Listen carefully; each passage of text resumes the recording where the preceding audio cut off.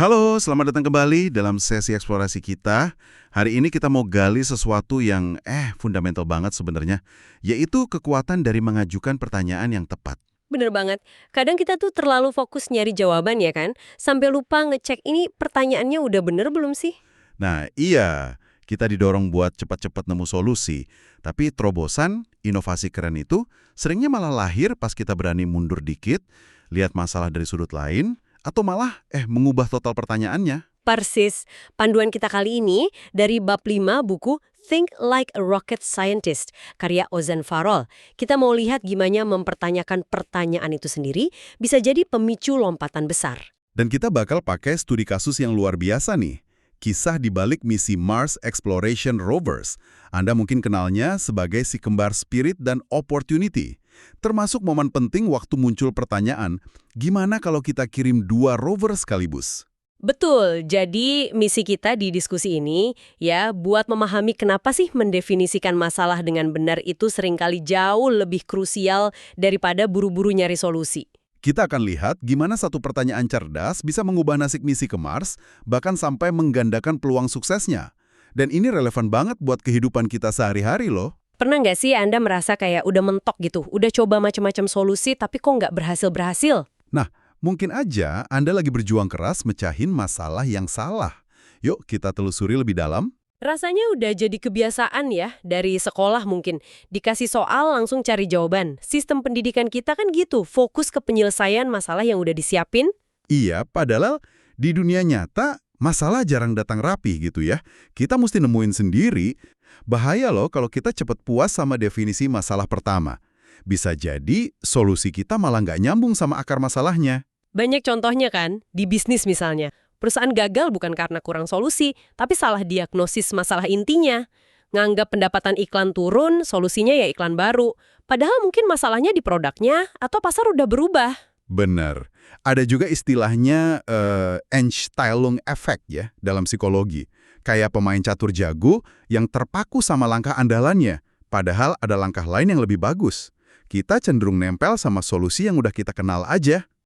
Katanya sih kemungkinan jatuh gara-gara sistem pendaratan kaki tiganya itu, lander legs-nya, gagal, mungkin mesin roketnya mati kecepatan. Nah, persis.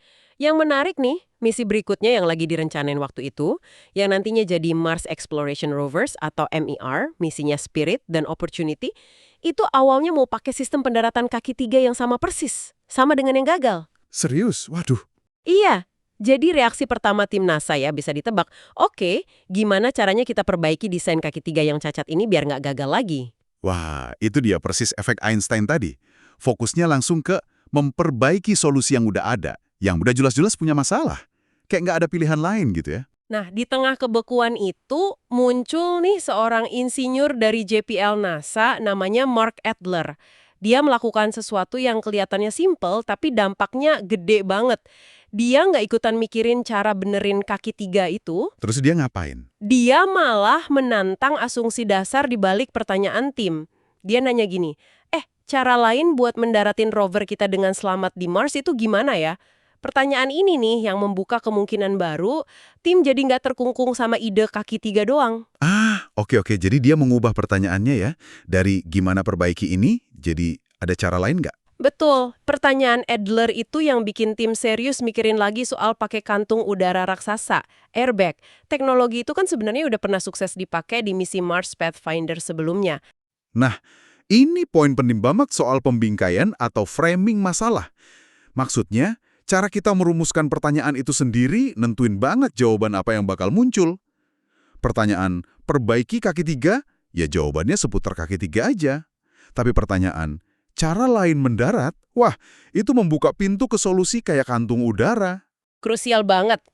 Ada penelitian klasik Getzels dan Csikszentmihalyi ke mahasiswa seni. Mereka nemuin, seniman paling kreatif itu bukan yang paling cepat gambar, tapi yang paling lama di tahap awal. Tahap nemuin dan mendefinisikan masalah visual atau konsepnya. Mereka nggak buru-buru. Kualitas pertanyaan di awal nentuin kualitas karya di akhir. Oke, jadi gara-gara pertanyaan Mark Adler yang mengubah bingkai masalah, akhirnya dipilih solusi pakai kantung udara. Misi MER balik lagi ke jalur yang benar. Tapi ternyata ada satu pertanyaan kunci lagi nih yang bikin misi ini makin keren. Ya, jadi Steve Squires, ilmuwan utama misi itu, suatu hari ditelepon sama Scott Hubbard dari markas NASA. Ngapain tuh teleponnya? Hubbard mulai nanya iseng, tapi mancing mikir. Steve, coba bayangin deh, kalau tiba-tiba NASA mutusin buat ngasih anggaran misi MIR 2 kali lipat, kamu mau ngapain? Wah, tawaran menarik. Terus si Squires jawab apa? Ya, respons awalnya bisa ditebak lah. Dia mikir, wah bisa bikin satu rover yang lebih gede, lebih canggih, instrumennya lebih banyak. Masuk akal sih.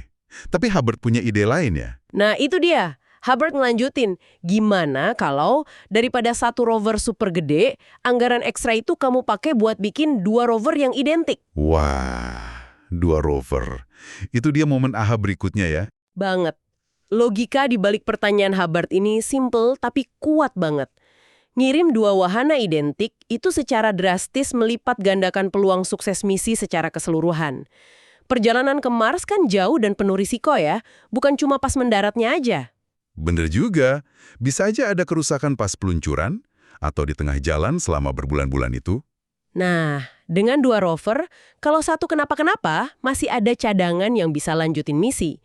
Ini bukan cuma soal nambah sains, tapi strategi mitigasi risiko yang cerdas banget. Dan hasilnya, kita tahulah ya, NASA setuju. Lahirlah Spirit dan Opportunity. Dua-duanya sukses mendarat pakai kantung udara. Ada cerita mengharukan tuh waktu Opportunity mendarat di Meridiani Planung. Oh ya, lokasinya unik banget ya. Dataran luas, batunya dikit, beda banget sama lokasi pendaratan sebelumnya. Katanya waktu gambar pertama dari Opportunity muncul di layar kontrol misi, Steve Squires itu sampai terdiam lama saking terharu dan takjubnya lihat pemandangan baru itu. Jadi pertanyaan, gimana kalau 2 itu benar-benar terbayar lunas ya dengan penemuan-penemuan luar biasa dari kedua rover? Kisah si kembar rover ini benar-benar nunjukin pentingnya lihat masalah lebih luas dari sekedar solusi teknis yang paling kelihatan. Dan prinsip ini berlaku di banyak bidang lain loh. Contohnya apa lagi nih? Ada contoh bagus lagi, pengembangan Embrace Infant Warmer. Jadi ada tim mahasiswa desain di Stanford, awalnya dikasih tugas bikin inkubator bayi prematur yang murah buat negara berkembang. Bingkai masalah awalnya kan jelas tuh. Gimana bikin inkubator jadi lebih murah? Oke, standar ya. Tapi tim ini nggak berhenti di situ. Mereka riset langsung ke Nepal. Nah, di sana mereka sadar masalahnya tuh lebih dalam dari sekedar harga inkubator. Bayi prematur itu butuh tetap hangat biar selamat. Inkubator canggih butuh listrik stabil. Padahal di desa sering nggak ada. Butuh operator terlatih juga. Padahal orang tua mungkin nggak bisa baca tulis. Wah, jadi masalahnya bukan cuma harga ya? Bukan. Makanya mereka mendefinisikan ulang masalahnya.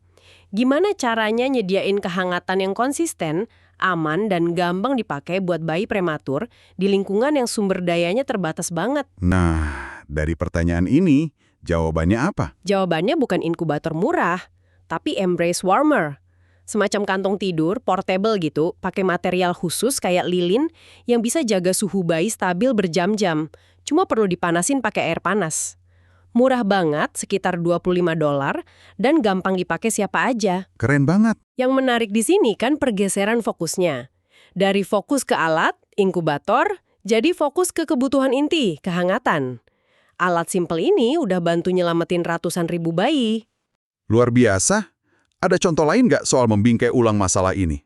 Ada lagi dari Stanford juga, namanya tantangan $5. Mahasiswa dikasih modal $5, waktu 2 jam, buat ngasilin duit sebanyak mungkin.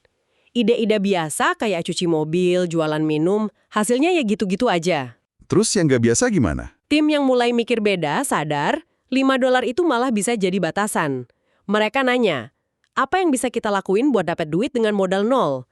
Akhirnya muncul ide kayak jual slot reservasi di restoran rame yang antriannya panjang. Wah, pinter juga. Tapi tim yang paling sukses mikirnya lebih jauh lagi. Mereka nanya, aset kita yang paling berharga sekarang di sini apa sih? Jawabannya bukan $5 itu, tapi sesuatu yang nggak kelihatan. Slot presentasi 3 menit di depan kelas yang isinya mahasiswa Stanford pinter-pinter yang lagi dicari banyak perusahaan. Terus mereka ngapain sama slot presentasi itu? Mereka jual slot presentasi 3 menit itu ke perusahaan yang mau rekrut dari kelas itu. Harganya $650. Gila. Dari modal $5 jadi $650 cuma dengan menjual slot waktu. Itu contoh brilian soal gimana kita ngenalin sumber daya kita yang sebenarnya, yang sering nggak kelihatan atau nggak kepikiran. Aset mereka bukan duitnya, tapi akses dan perhatian audiens yang spesifik. Ini penting banget. Salah satu yang bikin kita susah membingkai ulang masalah itu, kan kecenderungan buat terpaku sama fungsi umum suatu benda ya. Namanya keterpakuan fungsional, atau functional fixedness. Contoh klasiknya itu eksperimen masalah lilin dari Karl Duncker. Iya, jadi di eksperimen itu peserta dikasih lilin, sekotak paku payung, kecil, sama korek api.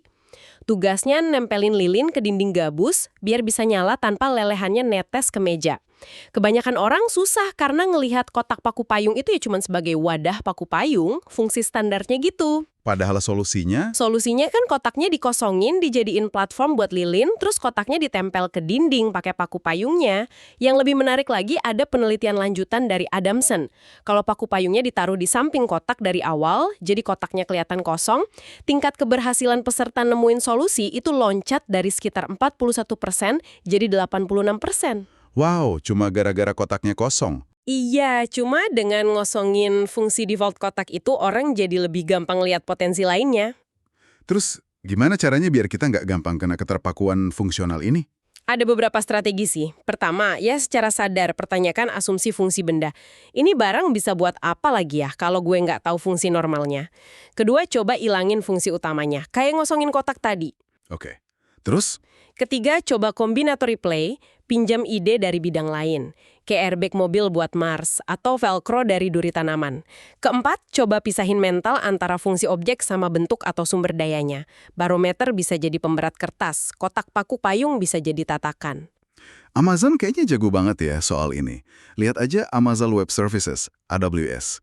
Awalnya kan itu infrastruktur internal mereka buat toko online-nya, itu fungsinya. Benar, tapi Amazon ngelihatnya lebih dari itu. Mereka lihat infrastruktur gede itu sebagai bentuk sumber daya komputasi yang bisa dijual lagi sebagai layanan ke perusahaan lain. Dan sekarang, AWS jadi salah satu sumber untung terbesar Amazon. Terus pas mereka beli Whole Foods juga, awalnya banyak yang bingung kan? Iya, tapi mungkin Amazon nggak cuma lihat Whole Foods sebagai toko makanan fungsi ya. Mereka juga lihat ratusan tokonya sebagai bentuk aset lain. Jaringan pusat distribusi di kota-kota buat percepat pengiriman barang Amazon, termasuk makanan segar. Mereka lihat melampaui fungsi toko itu sendiri. Selain bingkai ulang masalah sama ngatasin keterpakuan fungsional, ada satu lagi nih strategi mikir yang kuat banget. Membalikan keadaan. Nanya, gimana kalau kita lakuin sebaliknya? Contoh lahirnya GPS itu pas banget. Iya, waktu Uni Soviet luncurin Sputnik tahun 57, ada dua fisikawan Amerika, Guire sama Wyfenbach, berhasil ngelacak orbit satelit itu dari sinyal radio. Mereka tahu lokasi satelit, terus ngitung lintasannya yang nggak diketahui. Terus bos mereka, Frank McClure, mikir kebalikannya. Kalau posisi kita di bumi diketahui, bisa nggak kita pakai sinyal dari satelit yang orbitnya udah diketahui buat nentuin posisi kita di mana? Nah, ide pembalikan ini jadi cikal bakal GPS yang kita pakai tiap hari. Keren kan? Michael Faraday juga gitu. Ilmuwan lain nunjukin listrik bisa hasilin magnet. Faraday nanya sebaliknya, magnet bisa nggak hasilin listrik? Dari situ ketemu induksi elektromagnetik, dasar generator listrik. Darwin juga. Pas yang lain fokus ke perbedaan spesies, dia malah nyari kesamaan fundamentalnya. Lahirlah teori evolusi. Bahkan di olahraga ada. Dick Fosbury, pelompat tinggi. Dulu standarnya gaya straddle, perut ke bawah pas lewatin mistar. Fosbury susah banget pakai gaya itu. Nah, daripada maksa niru, dia bingkai ulang tujuannya bukan buat straddle sempurna, tapi buat lewatin mistar setinggi mungkin. Jadi, dia coba kebalikannya, lompat punggung duluan ngadep mistar. Awalnya diejek abis-abisan. Tapi terus dia menang emas Olimpiade 1968 pakai gaya Fosbury flop itu kan. Dan sekarang malah jadi standar. Gila, pembalikan total. Pendiri Zero, Rod Drury, malah punya istilah teori George Costanza. Lakukan kebalikan dari pesaing. Pas semua masih fokus software desktop, Zero bikin platform full di cloud. Jadi jangan takut nanya gimana kalau saya lakuin sebaliknya. Walaupun nggak selalu jadi solusi, prosesnya maksa kita ngecek asumsi lama. Jadi, apa nih kesimpulan besar dari diskusi kita hari ini? Kayaknya, kekuatan sejati itu seringkali bukan di kecepatan nemu jawaban ya, tapi di kualitas pertanyaannya. Betul banget. Kemampuan buat secara sadar membingkai ulang masalah, nantang asumsi, ngatasin keterpakuan fungsional, bahkan berani membalikan keadaan, itu kunci-kunci buat terobosan. Kisah misi Mars Exploration Rovers. Dari ngatasin kedagalan lander sampai ide brilian kirim 2 rover, itu bukti nyata banget gimana pertanyaan yang lebih baik bisa bawa kita ke sukses yang jauh lebih besar. Nah, sebagai penutup nih, coba deh Anda renungkan sejenak. Dalam kerjaan atau hidup Anda, seberapa sering sih Anda langsung loncat ke solusi tanpa benar-benar berhenti dulu buat mastiin pertanyaannya udah pas? Adakah semacam taktik $5 di situasi Anda sekarang? Maksudnya, batasan atau asumsi yang kelihatannya jelas, tapi mungkin malah nutupin aset Anda yang paling berharga atau akar masalah sebenarnya. Pertanyaan yang menarik buat dipikirin ya kan? Semoga ini jadi bahan pemikiran yang berguna ya buat Anda semua. Kalau mau gali lebih dalam lagi soal strategi mikir ala ilmuwan roket ini, Ozan Farol nyediain lembar kerja dan latihan tambahan kok di webnya ozanfarol.com/roket. Oke deh. Terima kasih banyak sudah menyimak eksplorasi mendalam kita kali ini. Sampai jumpa di penjelajahan berikutnya ya.